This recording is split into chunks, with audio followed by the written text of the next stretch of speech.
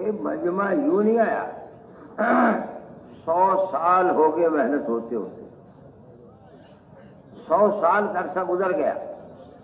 यहाँ 100 साल या 80 साल हो गए होंगे, 100 साल या 80 साल हो गए मेहनत होते होते।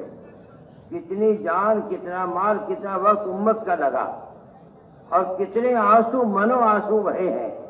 इसकी कुर्बानी के बाद ये तुम्हें मजमा नजर आ रहा।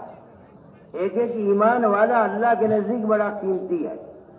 मौलाना लियाकत जमाने के अंदर में भाई अब्दुल वहाब साहब सुनाने लगे कि जो आता था तो उससे हजरत बात करते थे।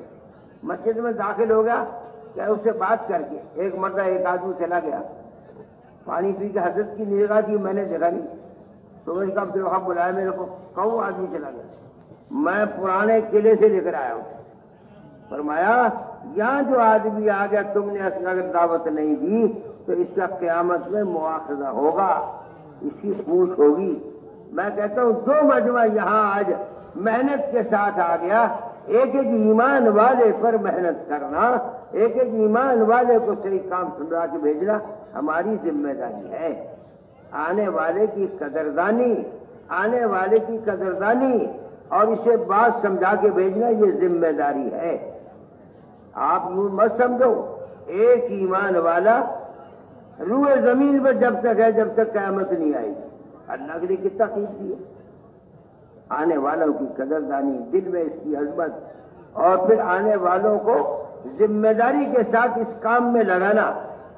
तो एक बात यह है कि आने वालों की दिल में, हजरत फरमाते थे कि मुसलमान को अजमत की निगाह से देखने की मशक करो।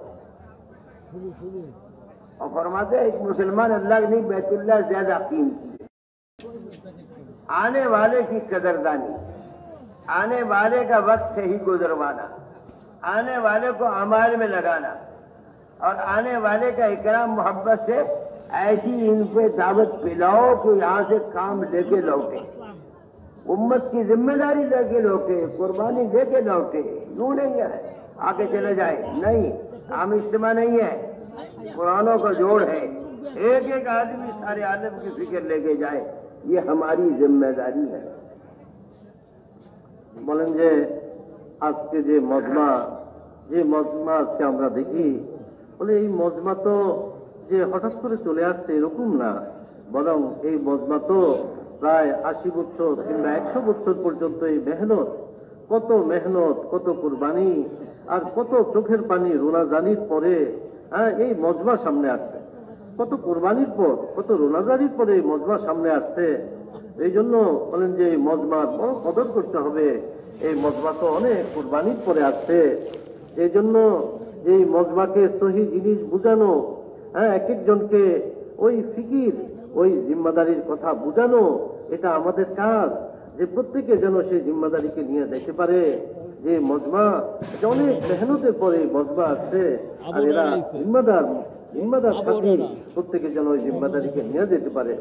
বলেন যে হযরত মাওলানা ইলিয়াস সাহেব রহমতুল্লাহ আলাইহির জমানা তো এমন ছিল যে কোন লোক যখন আসতো, নিজামুদ্দিন আসতো, হযরত মাওলানা ইলিয়াস সাহেব রহমতুল্লাহ আলাইহি তার সাথে নিজে কথা বলতেন, তাকে বুঝাইতেন, তাকে কাজ বুঝাইতেন, তাকে জিম্মাদারি বুঝাইতেন। তিনি আজি আব্দুল ওয়াহাব সাহেব রহমতুল্লাহ আলাইহি বলছে, তিনি একবার এরকম বলতেছিলেন যে একবার এক লোক আসলো আর ওইখানে আইসা সে ওইখান থেকে চলে গেল, নিজের জরুরত পুরা করে সে ওইখান থেকে চলে গেল।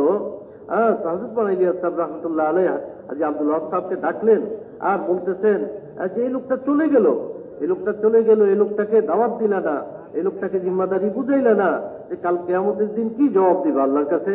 যে এক একজন লোককে এরকম বোঝানো, সমঝানো।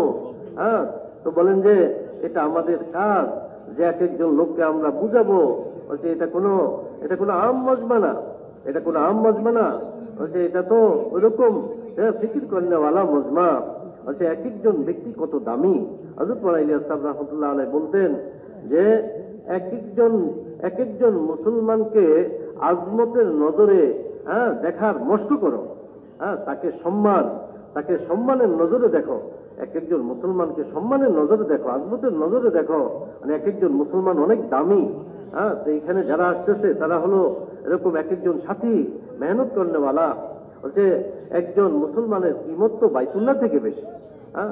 তো এই জন্য যে মজমা আমাদের আসতেছে, যে তাদেরকে জিম্মাদারি বুঝানো, যে প্রত্যেকে যেন এই জিম্মাদারি নিয়ে যায়, প্রত্যেকে যেন এই জিম্মাদারির কথা বুঝে যায়, এটার জন্য আমাদেরকে মেহনত করতে হবে। এক একজনকে জিম্মাদারি বুঝিয়ে দিতে হবে। এটা আমাদের কাজ। আমরা যারা আসছি, এটা আমাদের সবার জিম্মাদারি। एक इसमें से जिसको जो जिम्मेदारी दे दी जाए वो उसी में लगा रहे।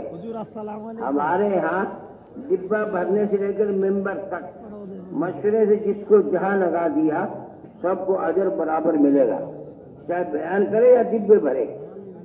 जिसको जहाँ लगा दिया गया वो जिम्मेदारी से उसको पूरा करे, हर दिल अजीज नहीं बनना। एक आदमी था जो लोगों को दरिया से पार कराता था,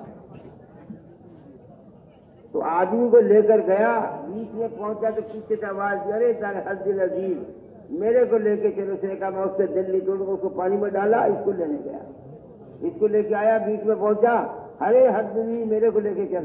उसको पानी में डाला, फिर उसे लेने गया, तो सारों को डुबो दिया।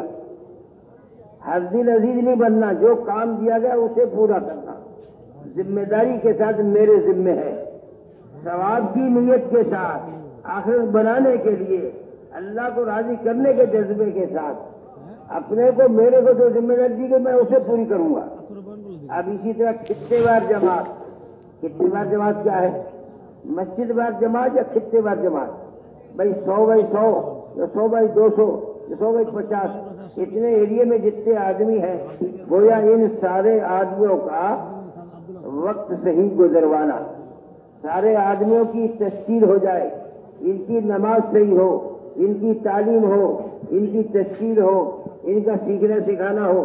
ये जितने लोग जो है यहाँ पर है, एक एक फर्ज पर मेहनत करने के लिए कितने बड़ी जमात है। यहाँ जमात है, कोई भी आदमी इनके यहाँ का बाहर न नजर आवे, चला जाए तो लाओ उसे बिठा करके। कितने बड़ी जमात में जिम्मेदार बैठा रहेगा, जिक्र दुआ वाली जमात अल्लाह के मुतवज्जे रहेगी। तालीम के हल्के में, तालीम में जितने लगे हल्के में, तालीम पर खूब मेहनत की जाए। तालीम के तीनों अज्जा होंगे।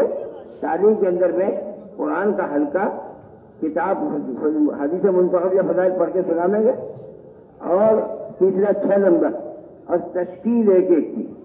और ये सारे पुराने हैं, ये पुराने तो सारे के सारे हर अमल को सही करने की कोशिश करें। पुराने जिम्मेदारी के साथ ये खित्तेवारी जमात में पूरे एहतराम के साथ सारे साथियों आने वाले एक एक फर्द का वक्त सही गुजरवाने की कोशिश करना, इनकी तश्कील करना, सफे सीधी कराना, इनकी हर चीज की निगरानी करना। ये आने वाली खित्तेवारी जमात तो बनाई इसीलिए गई है ताकि आने वालों का वक्त सही गुजरे, एक एक फर्द की तश्कील हो, एक एक आदमी यहाँ से अल्लाह के रास्ते में निकल रहा हो। তো বলেন যে এখানে আমরা যারা আছি, এটা আমাদেরকে অনেক জিম্মাদারি দেওয়া হয়েছে, জিম্মাদারি তকসিম হয়েছে, ভাগ হয়েছে, এক একজনকে এক এক জিম্মাদারিতে দেওয়া হয়েছে। যাকে যে জিম্মাদারি দেওয়া হয়েছে তিনি ওই জিম্মাদারিকে পুরোপুরি আদায় করবেন, জিম্মাদারির হক আদায় করার তিনি চেষ্টা করবেন। এরকম না যে আমাকে একটা জিম্মাদারি দেওয়া হয়েছে, আমি আরেকটা কাজ দেখলাম, এটা ছেড়ে আবার ওইটাতে চলে গেলাম, এদিক থেকে ওইদিকে চলে গেলাম, তাহলে কোনো কাজ পুরা হবে না, কাজের হক আদায় হবে না, কাজ সুন্দর হবে না।